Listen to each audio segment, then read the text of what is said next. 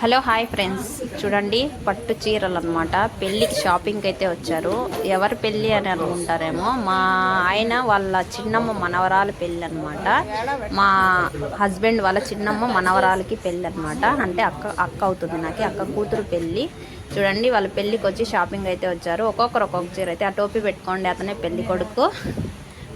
ఒక్కొక్కరు ఒక్కొక్క చీర సెలెక్షన్ చేస్తున్నారు. ఫైనల్గా అయితే ఏ చీర సెలెక్షన్ అయిందో చూపిస్తాను చూడండి. ఇవన్నీ అయితే చేతి మగ్గాల చీరలు అండి, పట్టు చీరలు అనమాట. మగ్గాలు ఇంతకుముందు నేను కూడా కువైట్కి రాకముందు సేమ్ ఇలా చీరలు అయితే నేసేదాన్ని. ఫైనల్గా అయితే పెళ్లి కూతురికి అయితే ఈ చీర అయితే కొనుక్కున్నారు రిసెప్షన్కి. ఎలా ఉంది ఏంటి కామెంట్ చేయండి. ఆ తర్వాత ఇంకా ఇవైతే కరెంటు మగ్గాల్లో చీరలు అండి. ఇంకెవరైనా పెళ్ళికి దగ్గర బంధువులు ఉంటారు కదా, వాళ్ళకైతే పెట్టడానికైతే ఇవి ఒక 20-30 చీరలు అయితే ఇవి కూడా తీసుకున్నారు. చూడండి చీరలు మొత్తం అయితే ఇలా ఉంటాయి. ఇలా అయితే వేర్ చేసి ఉంటారు. మనం వెళ్ళి నార్మల్గా మేము ఎప్పుడు అక్కడికి వెళ్తాము. ఎలా ఉన్నాయో